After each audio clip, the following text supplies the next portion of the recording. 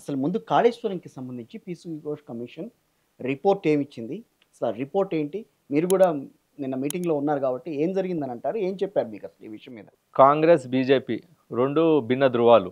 కానీ కేసీఆర్ గారిని టార్గెట్ చేద్దాం అనుకున్నప్పుడు మాత్రం ఈ ఇద్దరు కూడా నిస్సందేహంగా ఒకటైపోతున్నారు. ఈరోజు ఘోష్ గారు ఇచ్చినటువంటి ఆ కమిటీ రిపోర్ట్‌ని ఎందుకు బహిర్గతం చేయడం లేదు? వాళ్ళు వచ్చి ఆ మీటింగ్ పెట్టి క్యాబినెట్ మంత్రులు మీటింగ్ పెట్టి వాళ్ళు ఇష్టానుసారంగా ఆరోపణలు చేసినారు. హ్మ్. దాని ఆధారంగానే ఆరోపణలు చేస్తా ఉన్నామని చెప్తా ఉన్నారు. ఓకే. ఆ నివేదిక బయట పెడితే కదా అందరికి తెలుస్తది. హ్మ్. సరే ఆ నివేదికలో ఏమున్నా కూడా వాళ్ళు చేసిన ఆరోపణలన్నీ కూడా దొంగ ఆరోపణలే అని చెప్పి సుస్పష్టంగా అర్థమైపోయింది. వాళ్ళు ఏమన్నారు? తమ్మిడిహట్టి దగ్గర ప్రాజెక్ట్ కట్టాల్సి ఉండే, యెస్. అక్కడ నుండి ఎందుకు దాన్ని తరలించిర్రు?